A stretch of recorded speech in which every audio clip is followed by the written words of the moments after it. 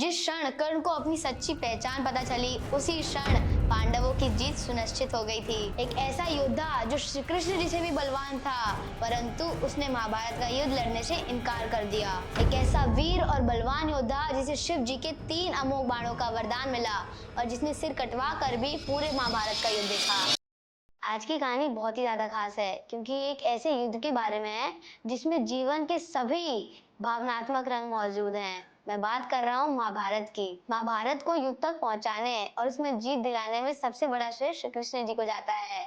हालांकि माना जाता है कि श्री कृष्ण जी ने युद्ध लड़ा ही नहीं था, परंतु उन्होंने युद्ध लड़ने से पहले ही अपनी जीत सुनिश्चित कर ली थी। और आज की हमारी पहली कहानी इसका बहुत बड़ा उदाहरण है क्योंकि ये कहानी है कर्ण की। हम सभी जानते हैं कि कर्ण एक महान योद्धा थे। वो इतने महान थे कि वो 5 पांडव और उनकी पूरी सेना को अकेले ही समाप्त कर सकते थे और श्री कृष्ण जी को भी इसकी जानकारी थी। कर्ण हमेशा खुद को सुत का पुत्र मानते थे क्योंकि उनकी माँ ने उनको जन्म देते ही त्याग दिया था और उसका पालन पोषण किया राधा माँ ने, इसलिए वो राधे ही कहलाते हैं।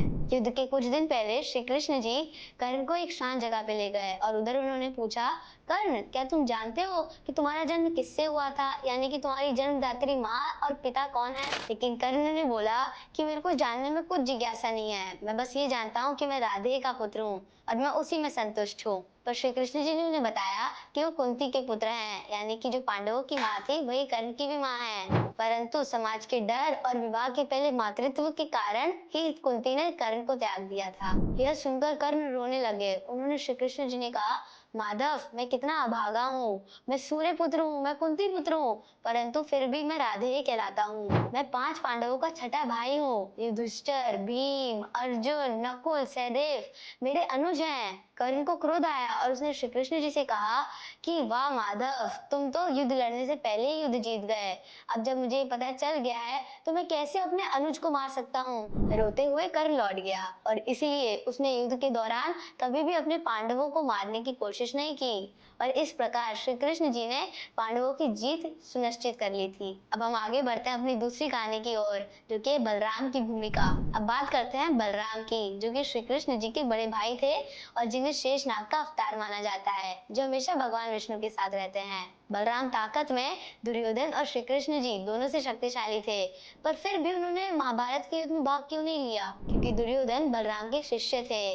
दुर्योधन ने गदा युद्ध बलराम से सीखा था। बलराम के सामने यह प्रश्न था कि अगर वो युद्ध में भाग ले भी तो किसकी तरफ से? एक तरफ उनके खुद के शिष्य थे दुर्योधन और दूसरी तरफ थे उनके छोटे भाई श्री कृष्ण जी। इसलिए बलराम ने निर्णय लिया कि वो युद्ध में भाग ही नहीं लेंगे। उनके हिसाब से तो युद्ध होना ही नहीं चाहिए था और जब श्री कृष्ण जी ये युद्ध नहीं रोक पाए तब उन्होंने ये निर्णय लिया कि वो तटस्थ रहेंगे। बलराम पूरे ही युद्ध को दूर से देखते रहे, लेकिन जब अंत में पूरा युद्ध समाप्त हो गया, तब जब भीम और दुर्योधन के बीच में गदा युद्ध चल रहा था, तब वो पहली बार युद्ध स्थल पर आए। उन्होंने कहा, दुर्योधन मेरा प्रिय शिष्य है और उसे गदा युद्ध में हराना असंभव है।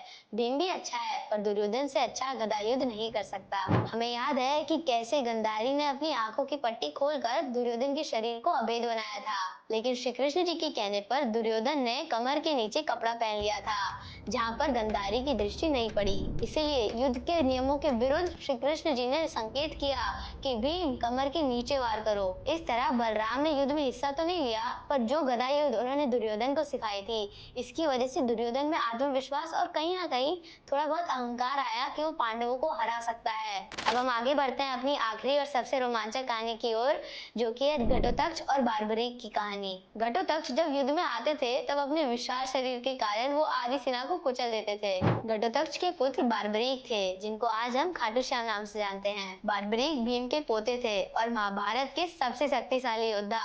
उनके पास कुछ ऐसी शक्ति और शस्त्र थे जो और किसी योद्धा के पास नहीं थे। बहुत कम लोग जानते हैं कि बार्बरीक ने शिव जी की कठोर तपस्या और साधना की थी, जिसकी वजह से उन्हें 3 बाण प्राप्त हुए थे। इन बाणों की शक्ति यह थी कि बार्बरीक जिस भी पक्ष से लड़ेगा उस पक्ष की जीत निश्चित थी, लेकिन भगवान शिव ने एक शर्त रखी थी कि वो उसी पक्ष से लड़ेगा जो कमजोर हो या हारने की कगार पर हो। अब फिर से हमारी कहानी में आते हैं श्री कृष्ण जी। युद्ध के कुछ दिन पहले श्री कृष्ण जी बार्बरीक के पास जाते हैं और उससे पूछते हैं कि तुम किस पक्ष से लड़ोगे, पांडवों के या कौरवों के? बार्बरीक बोले कि मेरे को इस चीज की स्वतंत्रता नहीं है। भगवान शिव के आदेश के अनुसार मैं सिर्फ उसी पक्ष से लड़ सकता हूँ जो हारने की कगार पर हो। श्री कृष्ण जी ने कहा, चलो ठीक है, पहले अपने बाणों का प्रदर्शन करके तो दिखाओ। एक पेड़ दिखाया गया, उस पे कुछ हरे पत्ते थे तो कुछ सूखे। श्री कृष्ण जी ने बोला कि पहला बाण चलाओ और जो भी सारे सूखे पत्ते हैं उन्हें मार दो। बारबरीक ने पहला बाण चलाया और उसी प्रकार उसने सारे पेड़ पे जो भी सूखे पत्ते थे उनको भेद दिया और फिर वो बाण वापस आ गया। फिर उसने दूसरा बाण चलाया जिसने सिर्फ हरे पत्तों को भेदा और फिर वो वापस आ गया। लेकिन एक हरी पत्ती श्री कृष्ण जी ने अपने पैरों के नीचे रखी हुई थी। वो बाण आता है और श्री कृष्ण जी के पैर के अराउंड घूमने लगता है। फिर बारबरीक बोलते हैं, श्री कृष्ण जी अपना पैर उठाइए। फिर जैसे ही श्री कृष्ण जी अपना पैर उठाते हैं, वो बाण उस पत्ती को भी भेद के बारबरीक के पास वापस चला आता है। श्री कृष्ण जी उसी वक्त समझ गए कि अगर ये योद्धा युद्ध में गया तो पूरी सेना को एक बार में समाप्त कर देगा। श्री कृष्ण जी मुस्कुराए और बोले, ऐसे तो तुम्हें बार बार अपना पक्ष बदलना पड़ेगा युद्ध के दौरान, क्योंकि जिस भी पक्ष में तुम जाओगे वो ज्यादा शक्तिशाली बन जाएगा और फिर तुम्हें दूसरे पक्ष की सहायता करनी पड़ेगी महादेव के आदेश के अनुसार, और ये पूरे युद्ध का संतुलन बिगाड़ देगा। फिर श्री कृष्ण जी ने एक अनोखा दान मांगा।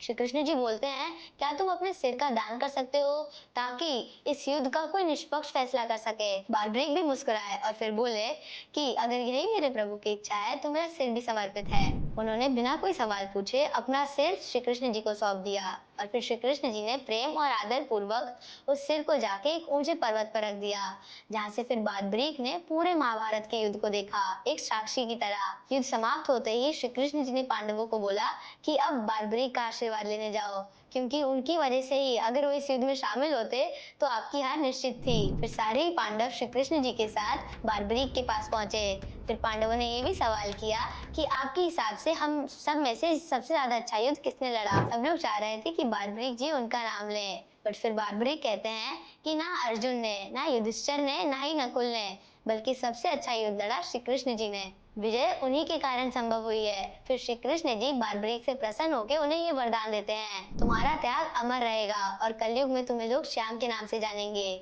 जो भी व्यक्ति हार की स्थिति में होगा या जीवन में बहुत ही ज्यादा संघर्ष कर रहा होगा, अगर वो तुम्हारी सच्चे मन से पूजा करेगा तो उसकी हर मनोकामना पूरी होगी।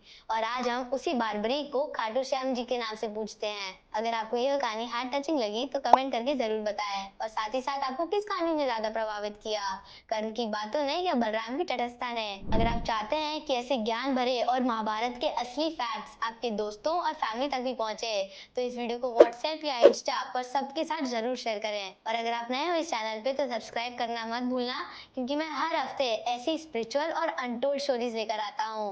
हरे कृष्ण, धन्यवाद।